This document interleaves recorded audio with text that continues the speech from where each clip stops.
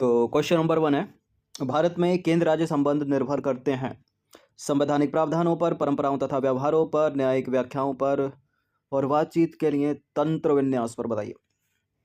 भारत में केंद्र राज्य संबंध निर्भर करते हैं संवैधानिक प्रावधानों पर, न्यायिक व्याख्याओं पर। 1 और 3 ऑप्शन में है क्या? नहीं है।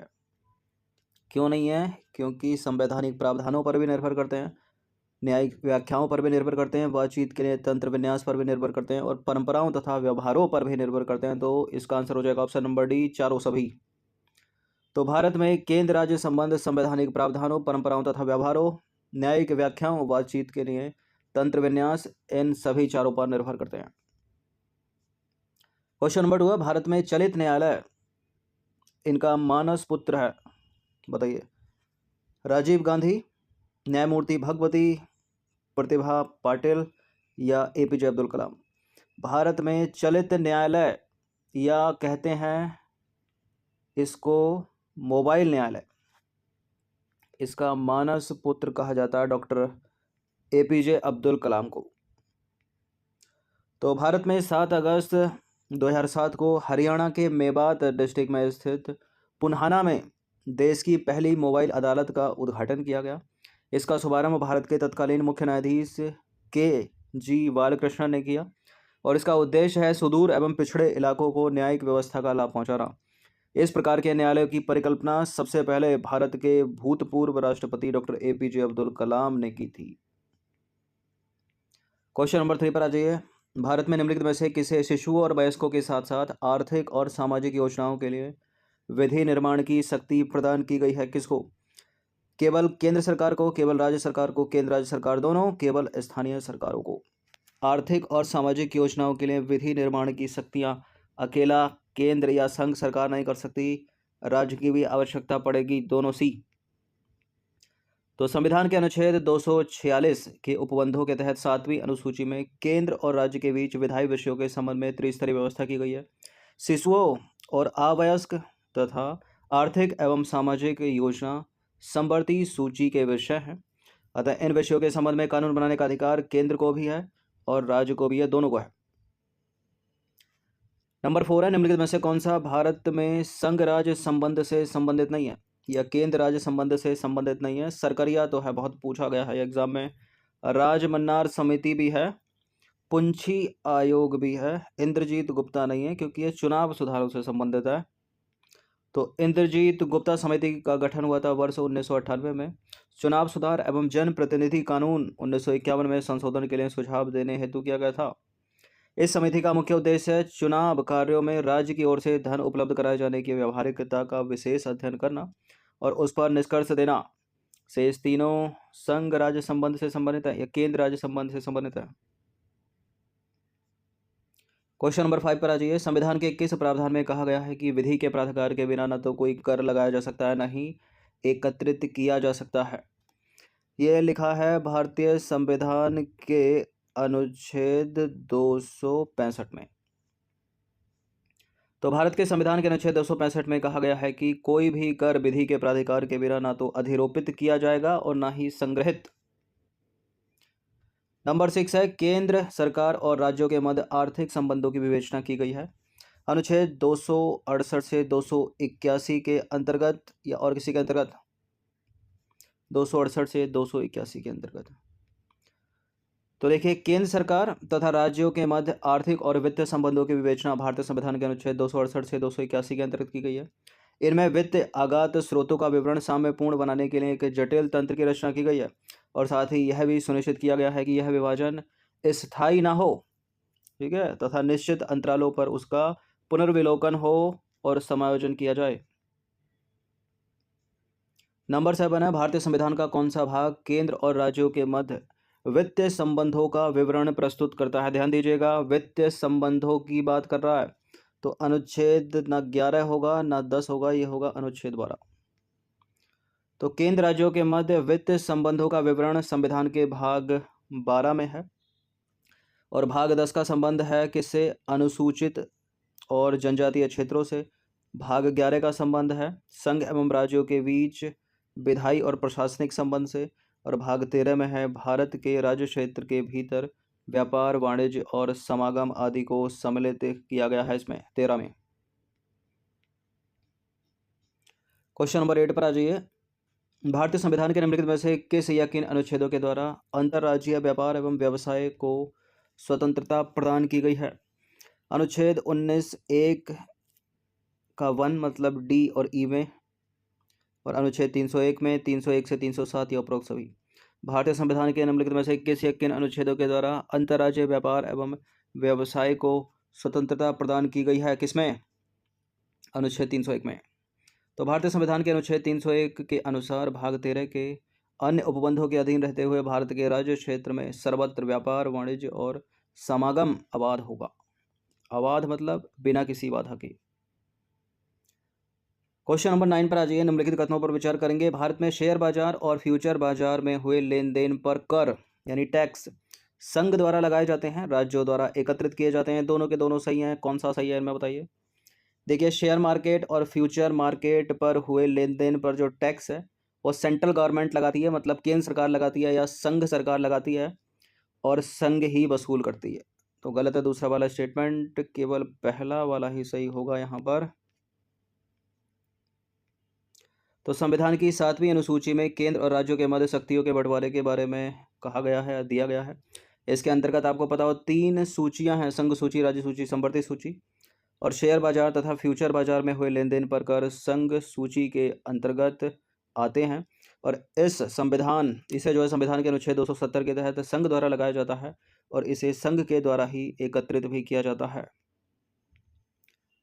10वां प्रश्न है, मौलिक अधिकारों से जुड़े निम्नलिखित अनुच्छेदों के युग्मों में से कौन एक भारतीय संविधान के अनुच्छेद 359 के अंतर्गत आपात स्थिति लागू करने के दौरान निलंबित नहीं हो सकता? बताइए। देखिए, मौलिक अधिकार निलंबन हो जाता है अनुच्छेद 19 में, जितने भी हैं सब निलंबित हो जाते हैं।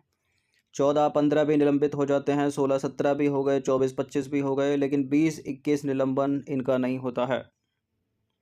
तो युद्ध या बाह्य आक्रमण के आधार पर अनुच्छेद 352 के तहत आपातकाल की घोषणा होने पर अनुच्छेद 368 के तहत अनुच्छेद 19 में वर्णित मूल अधिकार जो है वो स्वतः निलंबित हो जाते हैं।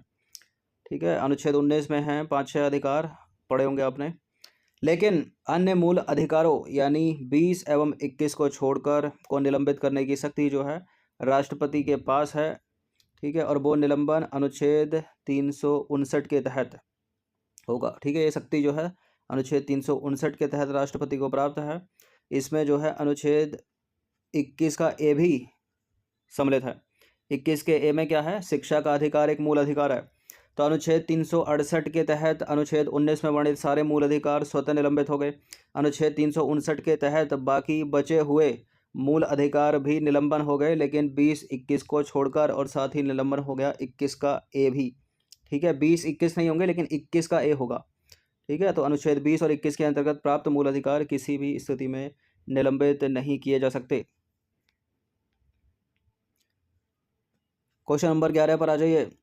किसी राज्य में राष्ट्रपति शासन की उद्घोषणा के निम्नलिखित में से कौन से परिणामों का होना आवश्यक नहीं है? बताइए। राज्य विधानसभा का विघटन, राज्यों के मंत्रिपरिषद का हटाया जाना, और स्थानीय निकायों का विघटन। कौन कौन सा नहीं है बोल रहा है? केवल एक और 3, 2 और 3, या 1, 2, 3 बताइए। देखिए, दूसरा वाला नहीं होगा। राज्य के मंत्रिपरिषद का हटाया जाना पहला और तीसरा हो जाएगा, मतलब स्थानीय निकायों का विघटन कौन सा नहीं है? ठीक है, राष्ट्र मतलब प्रेसिडेंट रूल, राष्ट्रपति शासन लगेगा केवल इसमें, दूसरे वाले पॉइंट में राज्य के मंत्रिपरिषद का हटाया जाना। अगर स्थानीय निकाय विघटन हो गई हैं तब राष्ट्रपति शासन नहीं लगेगा। राज्य विधानसभा का विघटन हो गया तब भी राष्ट्रपति शासन नहीं लगेगा। 1 और 3 इसका आंसर हो जाएगा। तो भारतीय संविधान के अनुच्छेद 356 के प्रावधानों के तहत राज्यों में संवैधानिक तंत्र की विफलता की स्थिति में राष्ट्रपति के द्वारा राज्य में राष्ट्रपति शासन की उद्घोषणा की जा सकती है। राज्य में राष्ट्रपति शासन लागू होने की स्थिति में राष्ट्रपति राज्य सरकार की शक्तियों को अपने हाथ में ले लेते हैं, और वह मुख्यमंत्री के नेतृत्व वाली मंत्रिपरिषद को हटा देते हैं। देखिए, राष्ट्रपति के प्रतिनिधि के रूप में जो राज्य का राज्यपाल होता है, ठीक है, वो जो है राज्य का प्रशासन चलाता है। इसके अतिरिक्त राष्ट्रपति राज्य विधानसभा को विघटित अथवा निलंबित कर सकता है, हालांकि आवश्यक नहीं है। स्थानीय निकायों का विघटन राष्ट्रपति शासन की उद्घोषणा का कोई परिणाम नहीं है। क्वेश्चन नंबर 12 पर आ जाइए। बताइए कि भारत में अभी तक वित्तीय आपातकाल की घोषणा जो है कितनी बार की जा चुकी है? ऊपर वाले की कृपा से अभी तक फाइनेंस इमरजेंसी नहीं लगी है, वित्त आपातकाल भारत में एक बार भी नहीं लगा है, कभी नहीं लगा। तो अनुच्छेद 360 में वित्त आपात से संबंधित उपबंध है, इस अनुच्छेद का उपयोग अभी तक नहीं किया गया है। और इस अनुच्छेद के अनुसार यदि राष्ट्रपति को समाधान हो जाए कि ऐसी स्थिति पैदा हो गई है जिससे भारत या उसके किसी भी भाग का वित्त स्थायित्व संकट में है, तो वह वित्त आपात की उद्घोषणा कर सकते हैं। नंबर 13 पर आ जाइए। योजना आयोग की स्थापना कब हुई थी?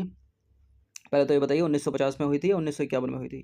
यदि 1951 में हुई थी तो 50 को हटा दीजिए, लेकिन 50 में हुई थी तो हम हटाएंगे 51 को। 15 मार्च 1950 या 10 मार्च 1950? 15 मार्च 1950 को हुई थी। इसके स्थान पर वर्तमान में है नीति आयोग, जो स्थापित हुआ था 1 जनवरी 2015 को। तो योजना आयोग एक संविधानेतर संस्था थी, इसका संविधान में कोई भी उल्लेख नहीं था। इसका गठन जो है वो केंद्रीय मंत्रिमंडल के एक संकल्प के द्वारा 15 मार्च 1950 को किया गया था।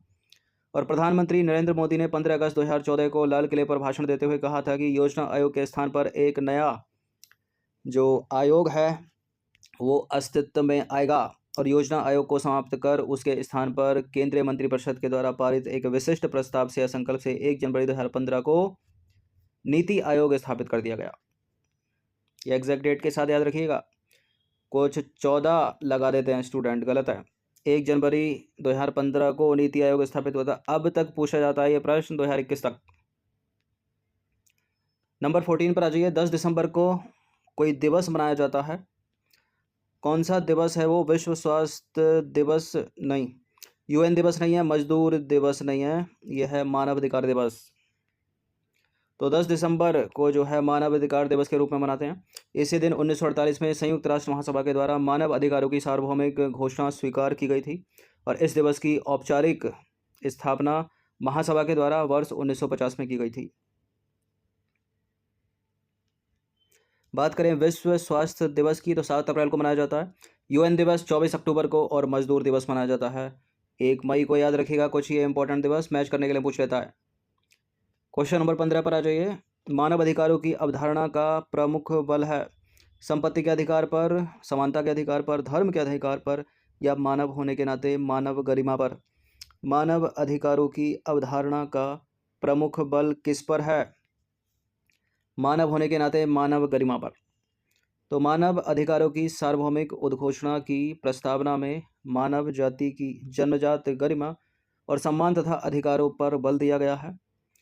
अतः मानव अधिकारों की अवधारणा का प्रमुख बल मानव होने के नाते मानव गरिमा पर है। ठीक है, नहीं है तो संपत्ति के अधिकार पर, समानता के अधिकार पर, धर्म के अधिकार पर। तो ये 15 प्रश्न थे, इनकी प्रैक्टिस एक बार कर लीजिएगा। धन्यवाद।